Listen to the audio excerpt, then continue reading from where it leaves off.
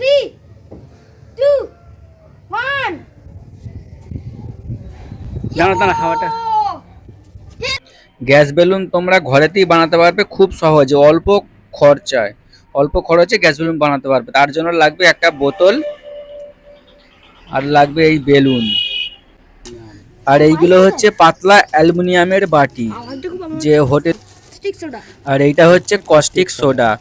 মুদিখানা দোকানে পাওয়া যাবে, স্টেশনারি দোকানে পাওয়া যাবে, বড় বই খাতার দোকানেও পাওয়া যাবে। সাবান তৈরি করতে গেলে আমি এটা করছি। 4-5টা নিলে 3-4টে বেলুন ফলানো যাবে। গ্যাস এটা হচ্ছে প্লেন জল আছে, এটা করে বোতলের ভেতরে ঢুকিয়ে দিতে হবে। বেশ কিছু ঢুকিয়ে দিতে হবে, যতগুলো করবে তোমরা। একটা একটা করে ঢুকিয়ে দিলাম, জলের বোতলটাগুলো দেওয়া হচ্ছে এবারে।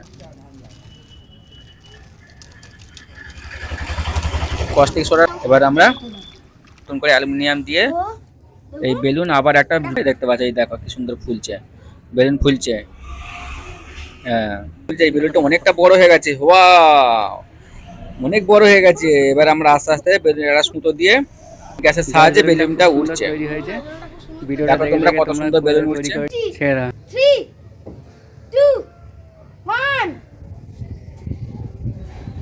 দাঁড়া হাওয়াটা। হেভি লাগছে, উড়ে গেল। উঠে বাহ, হেভি অনেকটা উপরে উঠে গেল এটা।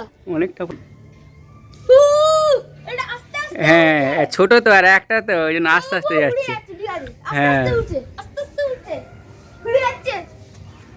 অনেকটাই আগের বেলুনগুলো আর দেখা যায় না, কোথায় চলে গেল। না আগের গুলো আর দেখা যায় না। আর ওটা মেঘে